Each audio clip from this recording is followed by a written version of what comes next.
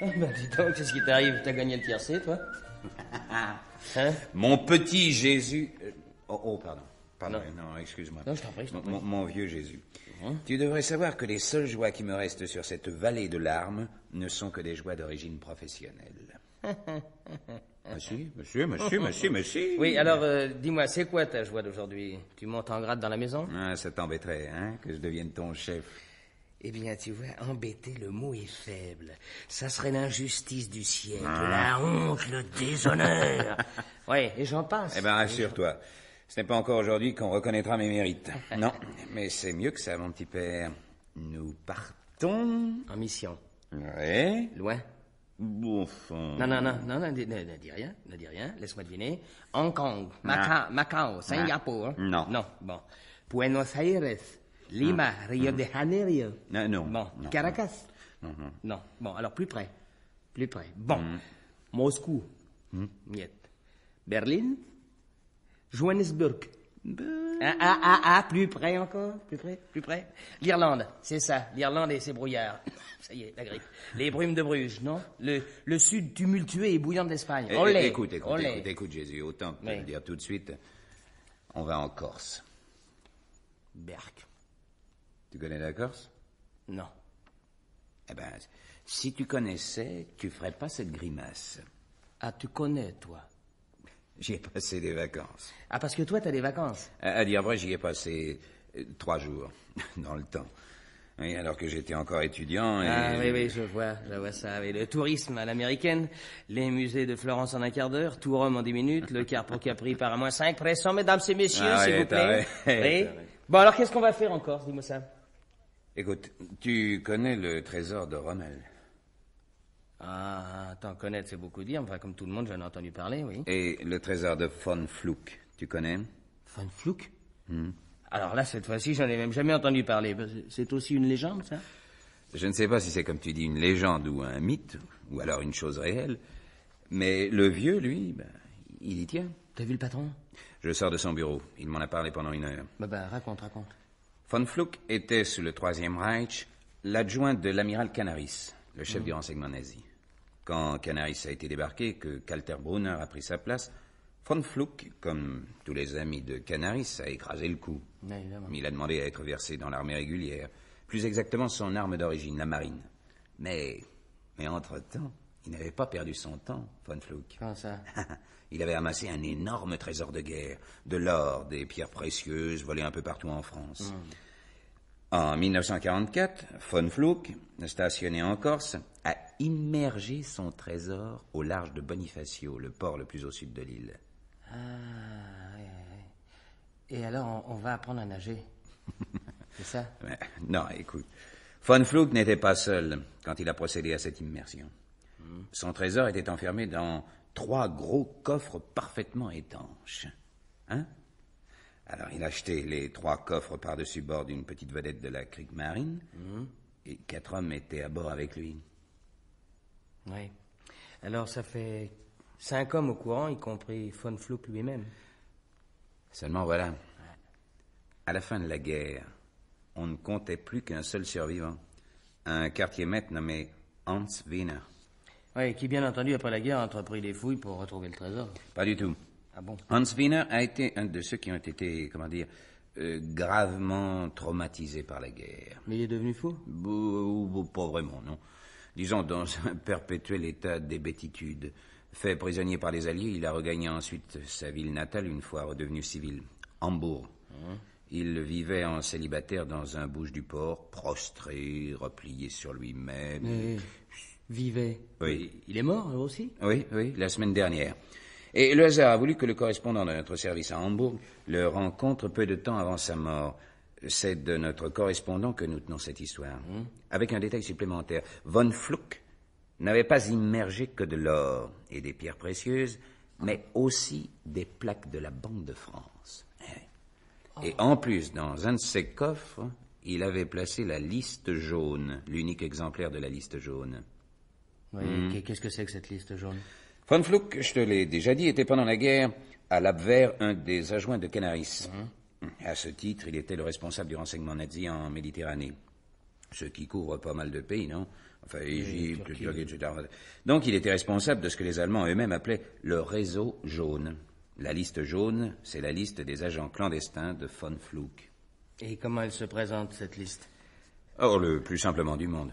Tiens, je te prends des exemples. Kurt Wiesbach, alias Ben Ammar, Le Caire, Dietrich Lonsdorff, alias Monrad Hamid, Ankara, Herbert von Karel, alias Alexandre Nabatier, Beyrouth, etc. Oui. Et ces agents n'ont pas été repris en main par le successeur de Canaris? Von Fluke s'était bien gardé de la communiquer. Ah bon, de sorte que ces agents, pas des agents d'enseignement professionnel, ces agents dorment encore. Affirmatif, ils sont en sommeil depuis la dernière guerre, plus exactement depuis 1944. Ah oui, je vois ce que le vieux t'a dit.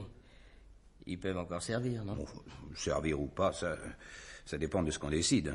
On peut aussi, ici, au service, détruire cette liste, de manière à ce que, si nous n'utilisons pas ces gens, personne d'autre non plus ne puisse le faire. Tu as compris? Ah oui, très bien, j'ai très bien compris. Mais c'est quand même un peu vague, non? Quoi? Si le trésor de von Fluke était une légende, oui. Si ce marin allemand était fou, tout simplement, qu'il ait inventé tout ça comme ça. Des documents écrits saisis par les Alliés semblent confirmer l'existence de ce trésor. Bien sûr, rien n'est dit en clair, mais en interprétant ces documents, on peut arriver à une conclusion de ce genre. De plus, je ne t'ai pas encore tout dit. Ah, tu m'en caches.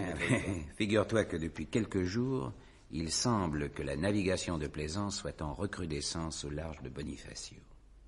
Si ces gens cherchent réellement le trésor de von Fluke, comment ont-ils pu savoir qu'il existait? Hans Wiener aurait fait des confidences à plusieurs personnes et pas seulement à notre correspondant de Hambourg? Bon, pas forcément. Tu sais qu'il existe de par le monde des tas de chercheurs de trésors, des chercheurs de trésors professionnels, si on peut dire. Oui, ils ont même un club, une association. Et puis, dernièrement, un livre a paru sur ce sujet dont l'auteur s'appelle Yves Le Plomec. Le bouquin parle de tous les trésors engloutis qui n'ont jamais été retrouvés. Oui, ça parle du trésor du pirate Morgan à l'île Cocos, oui, des trésors de guerre de la dernière guerre mondiale. Et dans ce livre, on cite, pas comme une chose certaine, mais on le cite quand même, on cite le trésor possible de von Fluke et sa cachette éventuelle. Fais travailler tes ménages un peu, devine. Les environs marins de Bonifacio. Et le vieux nous envoie récupérer le trésor. Si possible. En tout cas, il ne veut pas que ça tombe entre des mains innocentes, ou moins innocentes.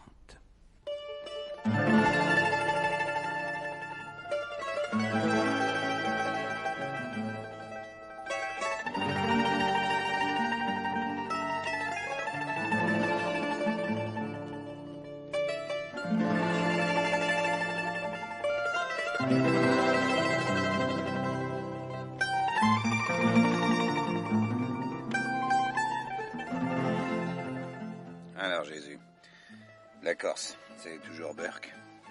Hein, c'est toujours quoi? Burke.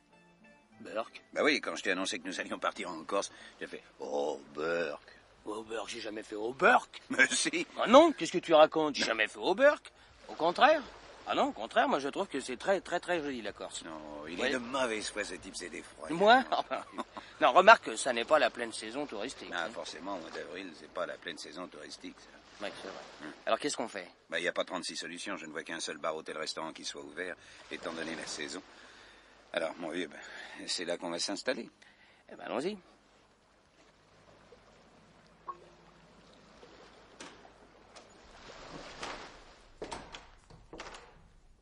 On dirait qu'il n'y a personne. Ouais. Y a quelqu'un? Oh! Y a quelqu'un? Ah. Hein? C'est vous qui criez comme ça? Oui, c'est moi. Oui, non, parce que voilà, monsieur, on est entré, vous comprenez? Alors, on a ouvert, on a vu personne.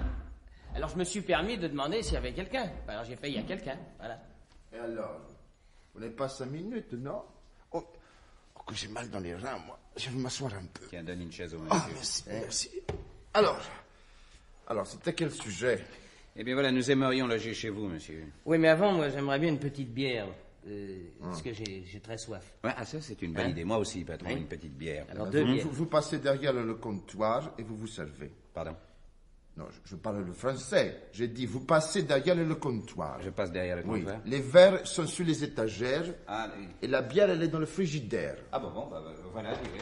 Oui, trouvez, oui. Oui, c'est ça, les verres, le frigidaire, voilà. Bon, et comment je fais pour ouvrir les canettes? Et alors, vous voyez pas que le décapsuleur, il est juste devant vous? Non, il vous crève les yeux. Oui. Ah, ces gens du continent, non, c'est... Bon, voilà. À la tienne, Jésus. Merci.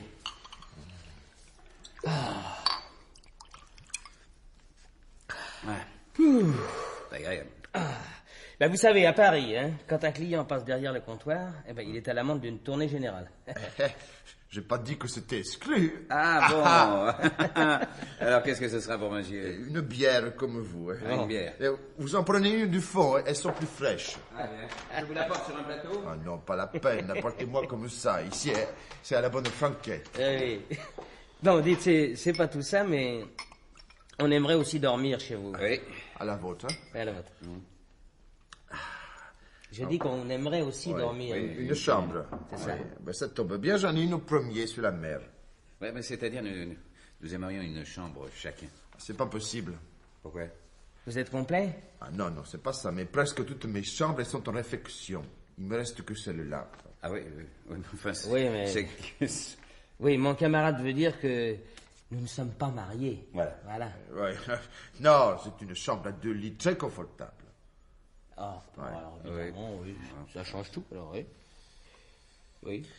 Alors, cette chambre, vous la prenez ou vous la prenez pas? Eh bien, oui, nous la prenons. On la prend. Non, alors, le registre, il est près de la caisse. Ah oui? Le registre, il est près de la caisse. Oui, j'entends, il est près de la caisse. Eh ben, allez-y. Ah, je dois y aller. Oui. Ouais. Ah, voilà, là. Ah oui, c'est là. ça. Alors, vous l'ouvrez à la bonne page. C'est ça. Et vous le remplissez soigneusement. Ouais, Attention, ne faites pas de tâches. Hein. non, j'ai... Ouais. Voilà, c'est parfait. Dites, elle est à combien la chambre? 45 francs brut. Ah bon, brut et net. Oh, ça vous fera dans les 50 francs par jour. T'entends, Steve? Oui, j'entends, de 50 francs. Et qu'est-ce qui vaut cette différence entre 45 et 50? On nous apporte le petit déjeuner au lit, peut-être? Ah non, non, pas du tout. Non, mais le service, il n'est pas compris.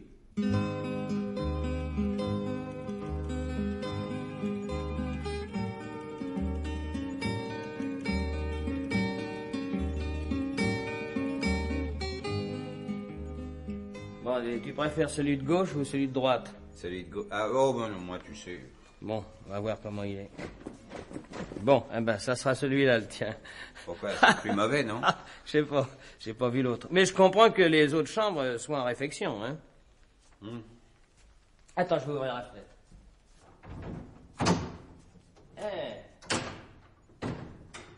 Ah, ben dis donc. On a vu sur la mer et même vu sur le port. Pour ce qui nous concerne, c'est quand même un avantage. T'as vu? Un petit bateau. Attends, tout, il y en a combien? 4, 5... Il y en a 7. Oui, mais en comptant les bateaux de pêche. En fait, il n'y a que 2 yaks. Yacht? Non, mon cher. Comment non? Yak. Ce n'est pas un mot anglais, mais hollandais. Yak.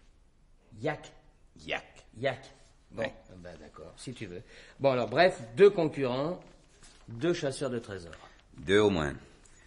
Ah, il y en a peut-être en mer à cette heure-ci.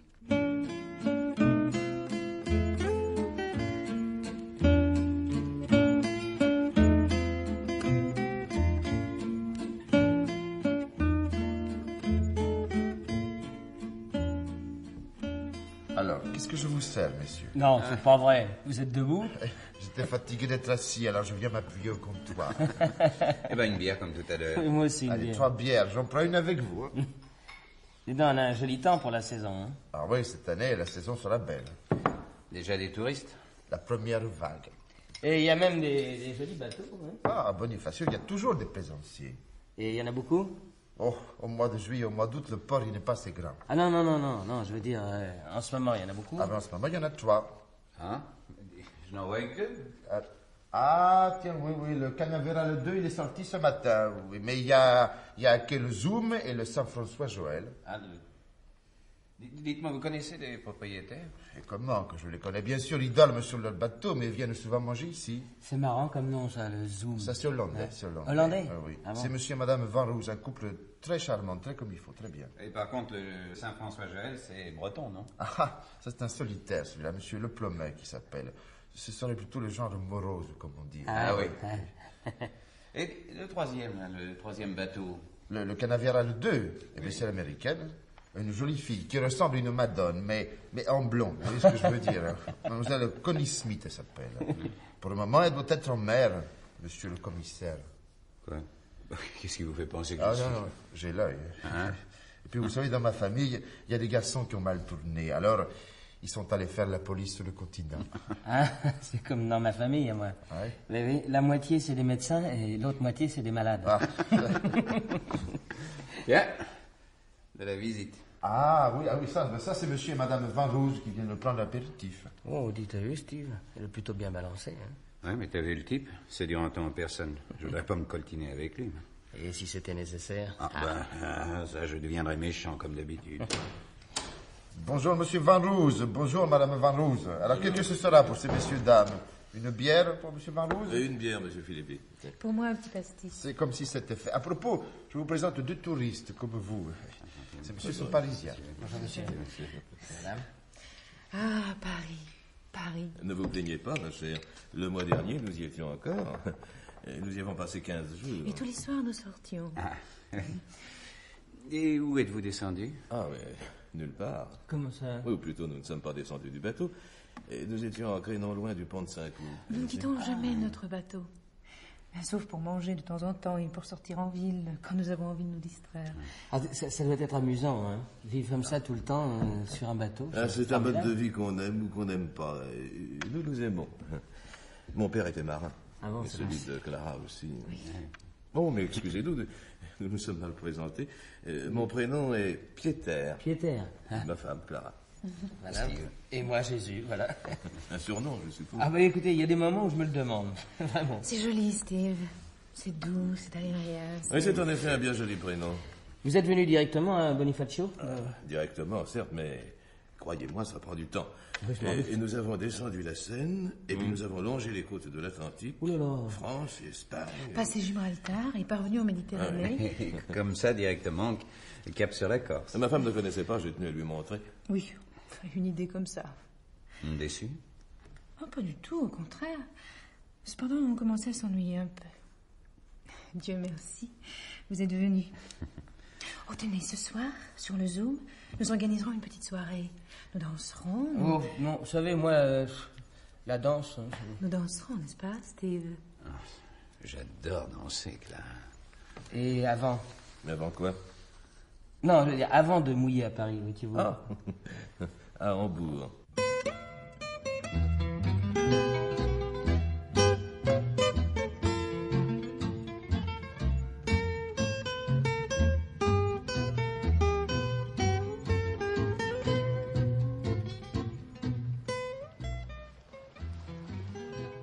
Joli bateau, hein? Non, je disais, quel joli bateau. Il est à vous, monsieur, ce joli bateau? Oui. Le Saint-François-Joël. Ah, c'est pas un nom du coin, ça. Vous n'êtes pas corse? Non. Vous êtes breton? Oui. Ouais. Vous êtes venu ici en promenade, là, en touriste, quoi. Oui. Et ça vous plaît, Bonifacio? Oui. Mais dites donc, ça fait un bout de temps là que je me disais en discutant avec vous, je connais ce visage. Mais alors maintenant, ça me revient. Ah si, ça me revient. Vous n'êtes pas Yves Le Plomec? Si. Yves Le Plomec, oui, le fameux chercheur de trésors, le célèbre voyageur solitaire. Oui. Et bien entendu, puisque vous êtes un navigateur solitaire, forcément, sur votre bateau, vous êtes seul, quoi. Oui. Et la solitude, ça vous dérange pas? Non. Ah, peut-être même que je vous ennuie avec toutes mes questions. Oui.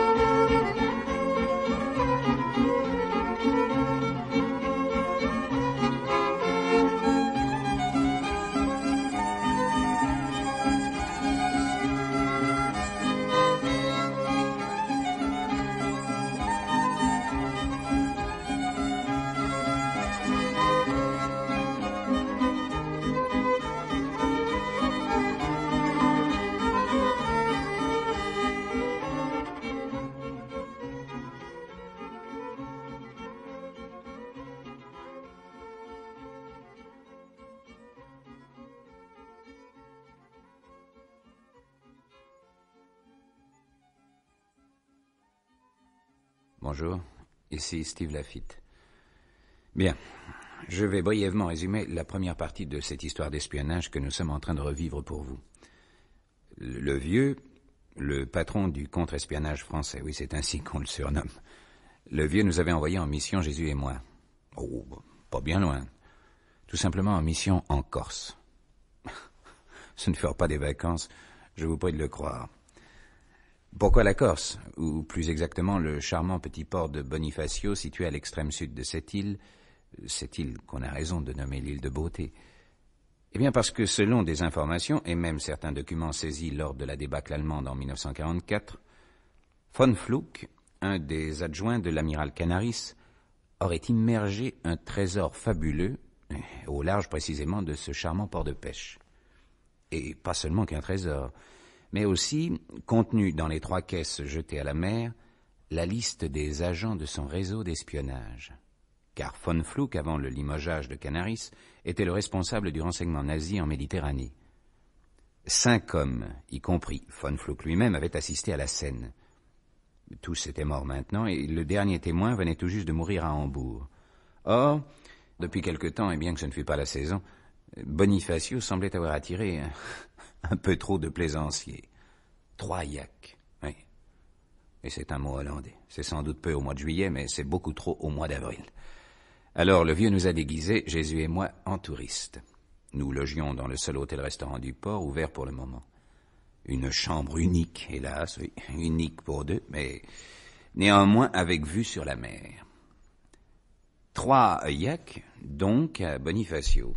Le Zoom, appartenant à un couple hollandais, Clara et Pieter van Roos. Le Saint-François Joël, appartenant à monsieur Yves Le Plomec, profession navigateur solitaire et chercheur de trésors à ses moments perdus. Peut-être pas perdu pour tout le monde. Et enfin, 3e bateau de plaisance, le Canaveral 2, appartenant, paraît-il, à une jeune et belle américaine. Jusqu'ici, nous n'avions vu ni l'un ni l'autre, ni le bateau ni la fille. Par contre, nous avions pu bavarder quelques instants avec le couple hollandais. Et pour sa part, mon coéquipier Jésus avait eu l'occasion, sur le port, d'échanger quelques silences et quelques mots avec le navigateur solitaire. Oui, car il faut dire que notre arrivée à Bonifacio, notre arrivée à Jésus et à moi, avait été diversement accueillie. Plutôt froid, l'accueil de Le Plomec, le navigateur, mais plutôt sympathique, l'accueil de monsieur et madame Van Roos. De madame Van Roos, en particulier.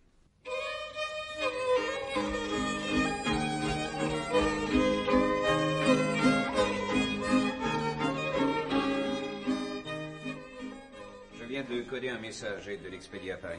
Ah bon, quel message? Oh, routine.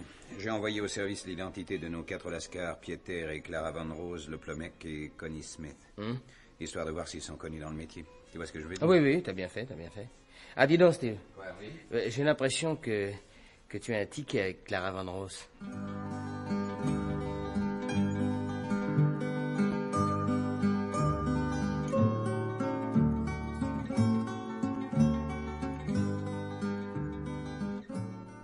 Steve, tu veux me passer les jumelles?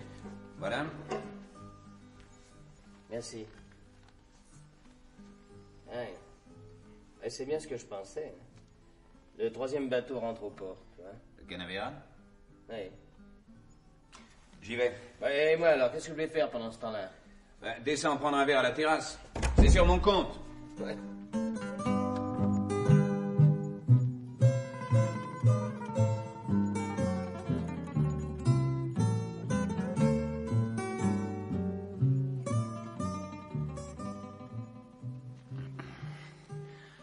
Joli bateau. N'est-ce pas? Il est à vous? Exactement. Félicitations. Mon nom est Steve Lafitte. Connie Smith. Enchantée. Canaveral, dites donc, c'est tout un programme. Un programme de vacances, oui. Il vous appartient? Exactement, oui. Non seulement j'en suis la propriétaire, mais également le capitaine. Ah, mes respects, mon capitaine. Vous vous intéressez au bateau, monsieur Lafitte? Les bateaux, non. Mais les capitaines, ça pourrait venir. Du reste, le capitaine a un équipage très réduit. 2 hommes. Sur le Canaveral, tout marche pratiquement par l'automation. Américaine? Et veuve. À votre. C'est surtout son âge, à lui, qui comptait. Quel âge avait-il? 75 ans. Condoléances. Merci. C'est arrivé l'an dernier. Le deuil est dépassé.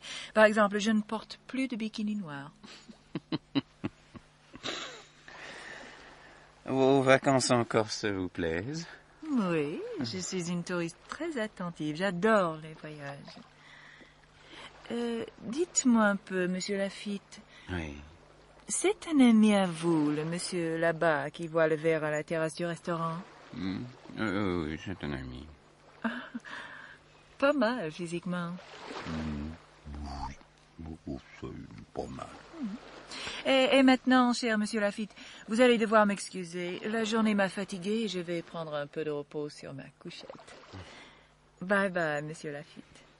À bientôt, Miss Smith.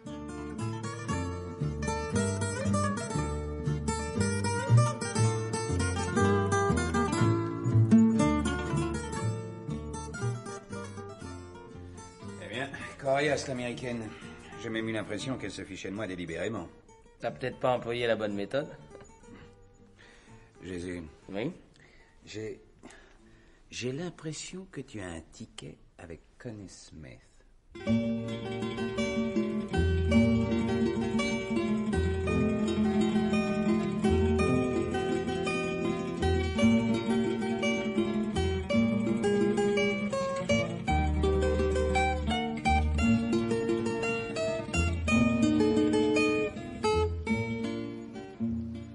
Alors, monsieur le Plomec, on rêvasse?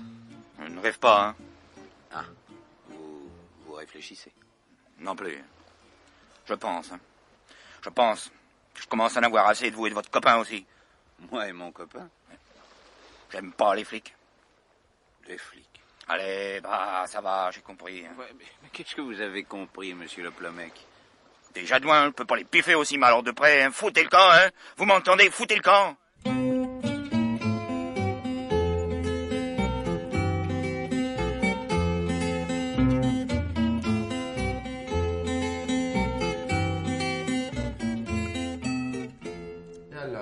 Ces messieurs sont satisfaits. Oui, parfait. Ce dîner était parfait. Ah, surtout le fromage. Ah oui, c'était parfait. Vous ferez mes compliments au chef. Le chef, c'est moi. Ah, c'est bien ce que je pensais. Et pour terminer, qu'est-ce que je vous sers? Une petite liqueur, une myrte? Apportez-nous 2 filles. Ah bon, très bien. 2 filles, alors. Oui, Napoléon de préférence. Et toi, tu vas finir par le vexer. On n'est pas là pour rire, mais pour travailler. C'est le seul hôtel ouvert. Oui, enfin, moi, je suis un peu en pétard. Hein. Pourquoi? Ah, cet après-midi, pendant l'absence de Van Rose, je suis allé rôder du côté de leur rafio.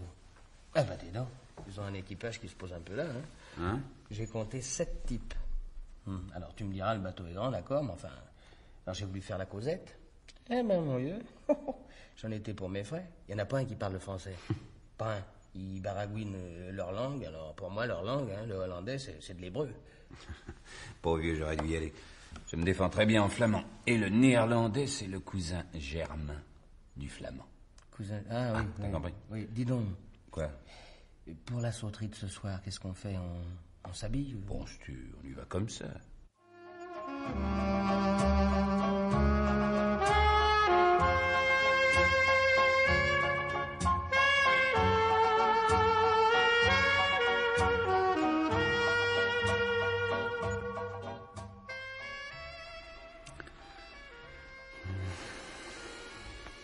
Il ne fallait pas vous habiller, Steve.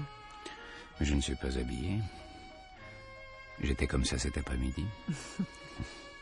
Ce n'est pas ce que j'ai voulu dire. Pas vous habiller autant.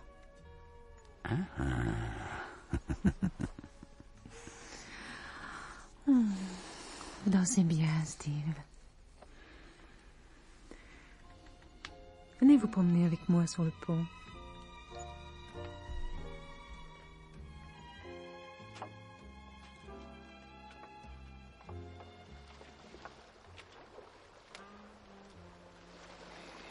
Votre mari? Oui, Votre mari n'est pas jaloux? il a l'habitude. D'être jaloux. Probablement. Il habitue des moustous. C'est l'antithèse de la découverte. Qu'est-ce que vous cherchez à découvrir, Clara? Vous. Décidément, c'est une obsession. Ne vous méprenez pas, monsieur Lafitte. Tout à l'heure, quand je vous appelais Steve, je pensais en effet à vous dévêtir plus que vous ne l'étiez. Maintenant, je pense à vous découvrir. Toute la nuance est là. C'est sur un autre plan. Un plan plus intellectuel, disons. Me découvrir. Oui.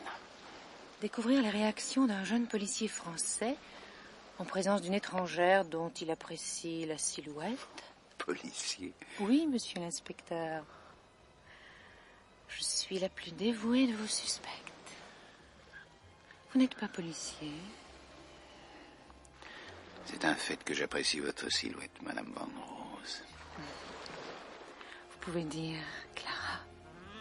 Justement, Clara.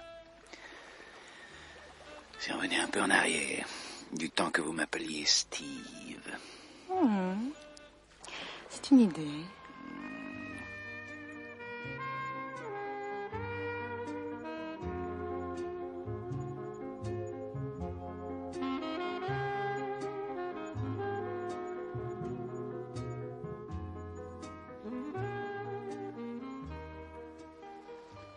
Vous cherchez votre ami, cher monsieur? Ah, pardon. Non, pas spécialement. J'allais de ce pas humer l'air du large. Je puis vous proposer de humer, comme vous dites, un parfum plus poivré? Pardon? Connie! Oui, on m'appelle. Approchez, cher ami. Voilà.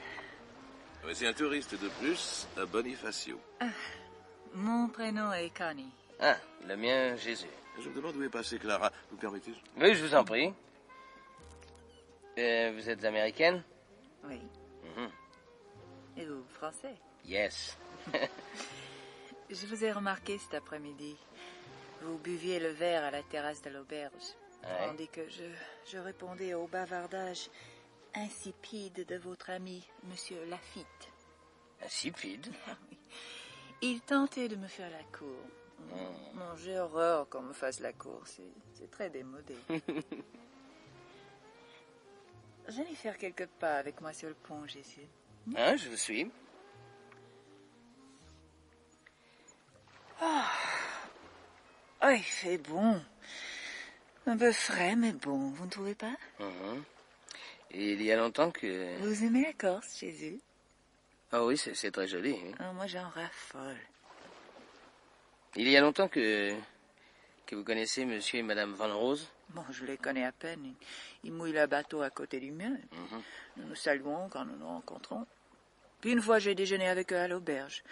Ils m'ont invité ce soir à leur bord en disant qu'ils organisaient une party en l'honneur de 2 touristes parisiens. Je me doutais bien que c'était vous. Alors, je suis venue. Mais quand je dis vous, je ne parle pas au pluriel. Hein? Non, je dis vous parce que nous ne nous tutoyons pas encore. Ah. Et vous croyez que ça va venir? J'en ai fortement l'impression. Oh, votre ami Lafitte n'est pas mal non plus, non. Mais il est, comment dire, il est d'aspect très froid, en définitive. Chez vous, Jésus, on sent de la chaleur humaine. Ah, ouais. Énormément de chaleur humaine. Je ne me sens pas très bien, Jésus. Hein? Il faut que je prenne un cachet. Mais les Van Rose en ont sans doute. Qu'est-ce que vous prenez? Non, je ne prends que mes cachets. Ah bon? Le temps d'aller les chercher dans ma cabine, j'en ai pour 3 minutes. Vous voulez m'accompagner, Jésus? Oui, volontiers. Merci. Vous partez? Nous revenons de suite. Votre bateau est plus petit que le leur, mais... Enfin, il me paraît plus... Plus rationnel, c'est le mot, oui. Ouais. Il est nettement plus rapide aussi. Passez devant. Pardon.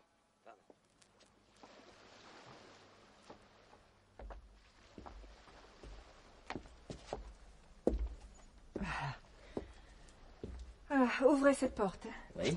Couvrez-vous, hein. C'est ma cabine. Voilà. Et le commutateur électrique est à votre gauche. Bon, l'électricité est à ma main gauche. Oh. Thanks, Bob. OK, Madge.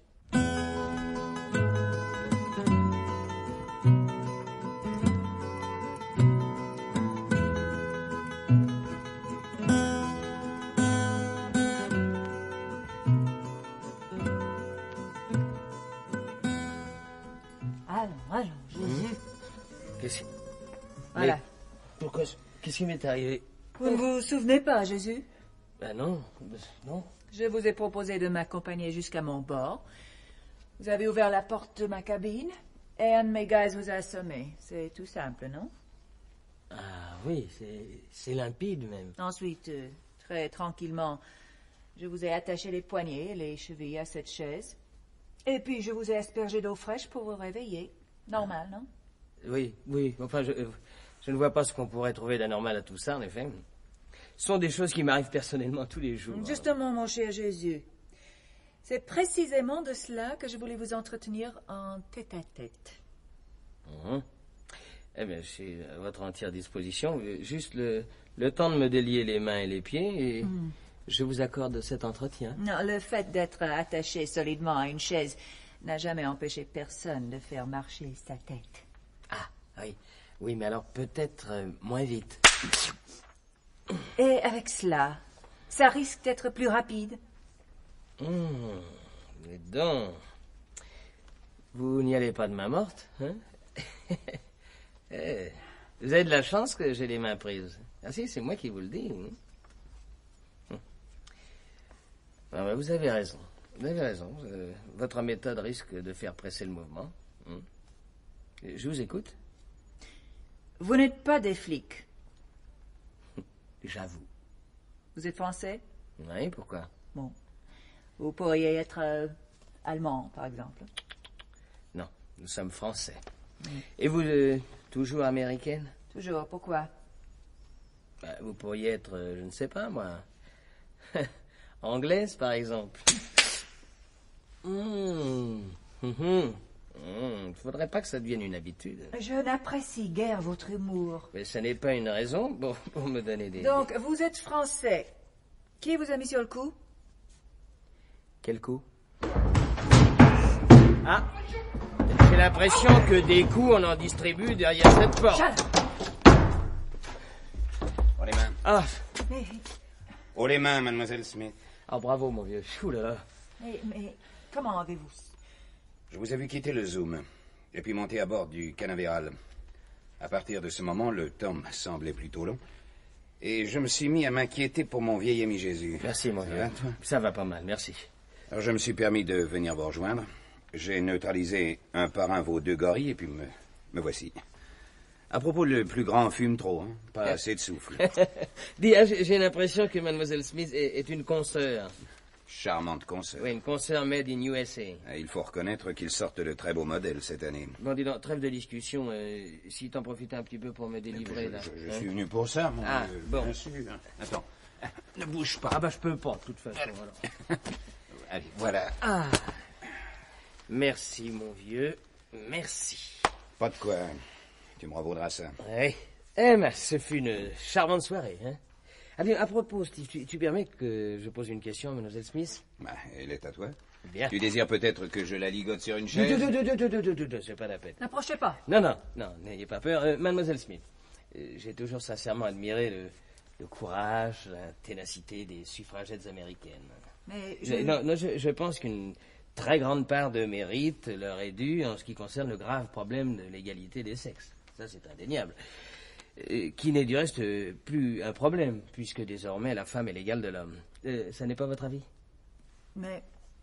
Mais je ne... Vous allez répéter après moi, la femme est l'égale de l'homme. Allez, vite. La Voilà, femme... plus fermement, je vous en prie, plus fermement. La femme est l'égale de l'homme. Voilà, c'est ce que je tenais à vous entendre dire.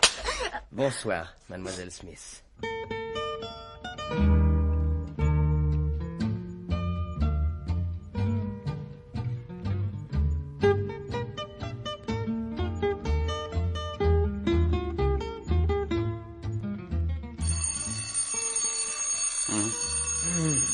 Quoi? Hein? Qu'est-ce qu'il y a? T'es fou, toi. Qu'est-ce qui te prend? Pourquoi t'as fait sonner ton réveil? Non, t'es pas fou, c'est pas mon réveil. C'est pas le mien non plus. C'est pas le tien, alors? Je sais pas, moi.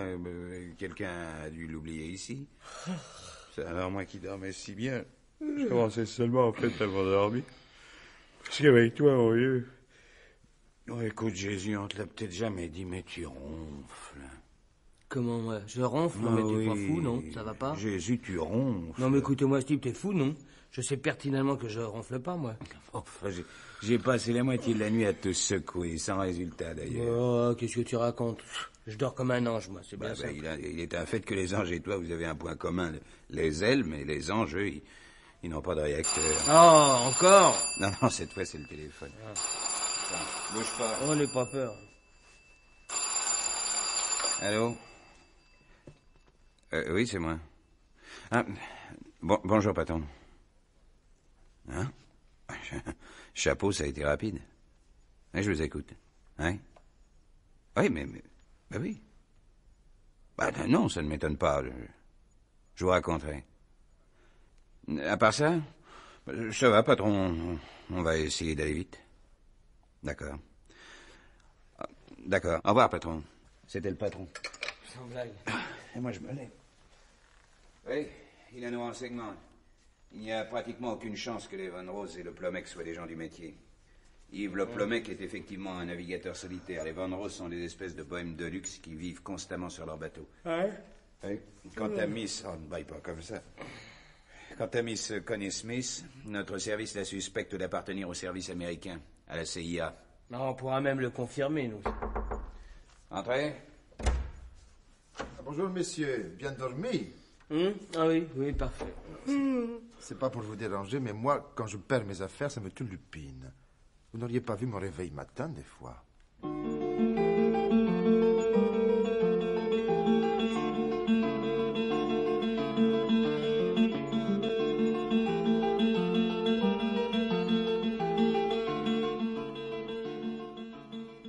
Tu vois, Jésus, ce matin, les 3 bateaux étaient partis quand nous nous sommes réveillés. Oui. Oui, et bien maintenant, ils sont tous les 3 de retour. Qu'est-ce qu'on fait? Allez au boulot, mon vieux.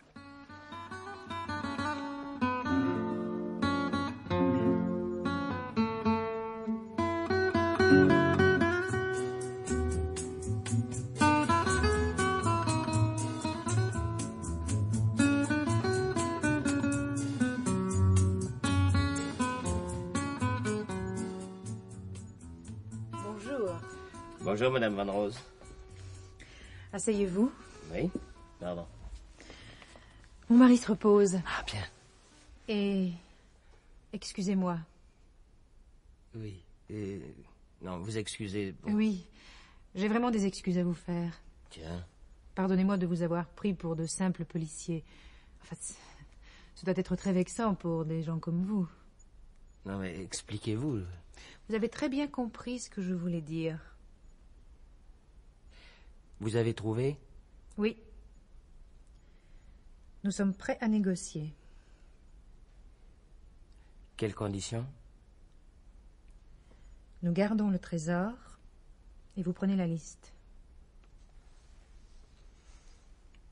Alors? Qu'en pensez-vous? Donnez-nous 24 heures pour réfléchir.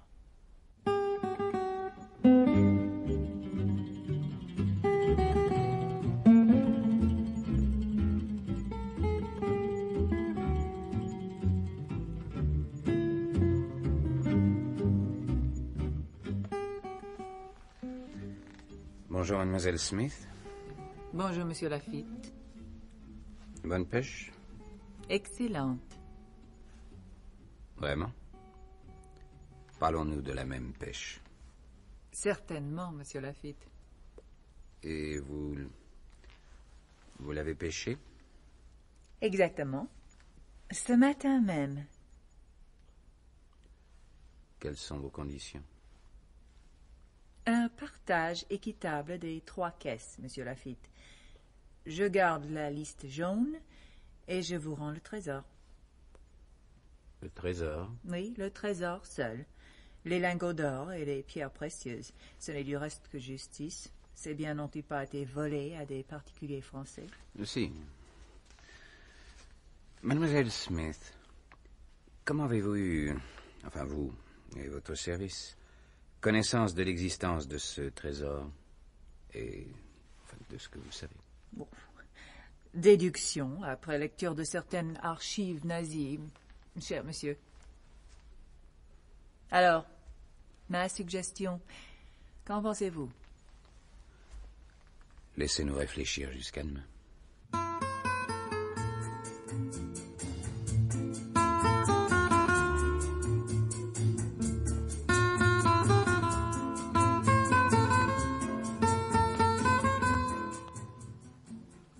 En somme, tout le monde a trouvé le trésor de Von Fluck. Oui. 2 chercheurs sur 3 jusqu'ici le prétendent. Je dis bien le prétendent. Peut-être bien qu'aucun des 2 ne l'a encore trouvé. Mais pourquoi il raconterait ça? Oh, bah, psychologie infantile, mon vieux Jésus. Mets-toi un instant à leur place. Ils nous ont repérés et ils savent que nous sommes là tous 2 pour récupérer ce trésor. Oui. Eux, ils sont là pour essayer de le piquer. Et ils sont en concurrence avec d'autres chercheurs. Ils ne risquent rien de nous dire « Monsieur, j'ai trouvé ». Même si ce n'est pas encore le cas. Ils temporisent et ils plantent des jalons. Ils nous sondent. Ils négocient la peau de l'ours en se disant « Si je trouve vraiment, réellement, demain ou après-demain, il sera toujours temps d'entamer les vrais pourparlers. Oui. » Et je n'aurais pas perdu de temps. Une assurance sur l'avenir. Tu piges, oui? Ah oui, tu as raison. C'est exactement ce que je fais à leur place. Bon. Maintenant, n'oublions pas le 3e larron. Je m'en occupe.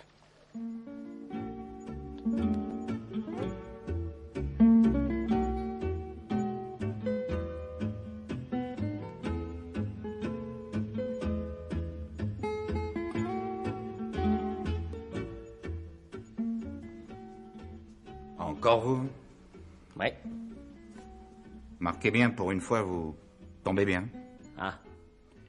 J'ai trouvé. Oui. Vous l'avez dit, j'aime pas les flics. Et... Non. Quoi? Vous n'êtes pas flic?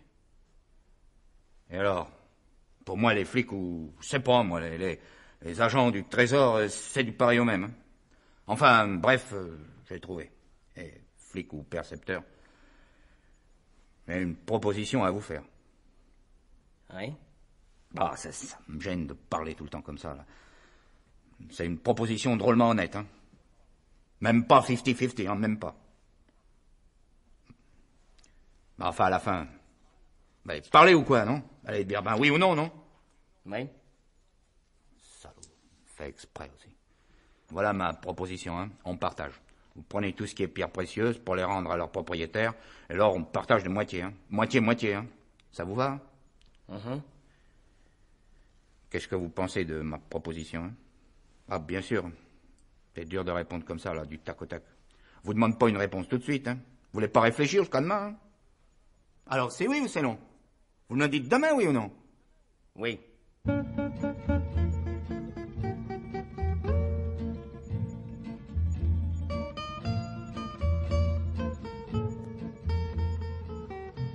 Je t'ai répété très exactement ce qu'il m'a dit, le plomec.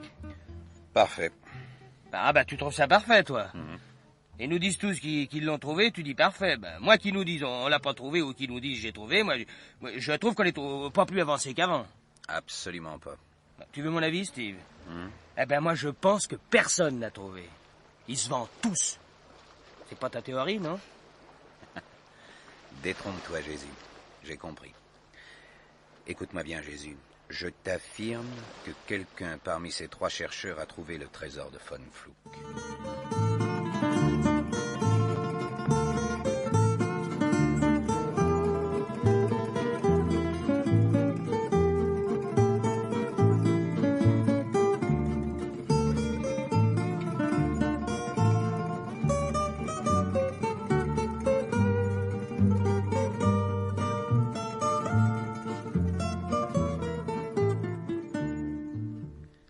Et voilà, chers auditeurs, à vous de jouer.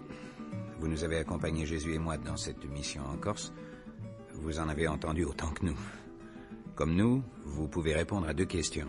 les 2 questions que je vais vous poser afin que vous participiez à notre jeu d'espionnage.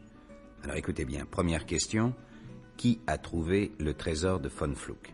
Je répète, première question, qui a trouvé le trésor de Von Fluck? Deuxième question, quels sont les deux indices qui nous ont permis d'en être aussi sûrs? Je vous rappelle brièvement la liste des suspects. Il y en a 3, étant entendu que Clara et Pieter Van Rose ne font qu'un. Donc 3 suspects. Les Van Rose, Connie Smith et Yves Le Plomec. Un couple de Hollandais voyageurs, une agente ou si vous préférez un agent de renseignement américain, Connie Smith, et un navigateur solitaire dont la seconde profession officielle est chercheur de trésors. Vous y êtes? Les Van Rose, Mademoiselle Smith ou Monsieur Le Plomec. Alors je répète nos 2 questions. Premièrement, qui a trouvé le trésor de Von Fluck? Deuxièmement, quels sont les 2 indices qui nous ont permis de nous en apercevoir? Voilà, à vous de jouer.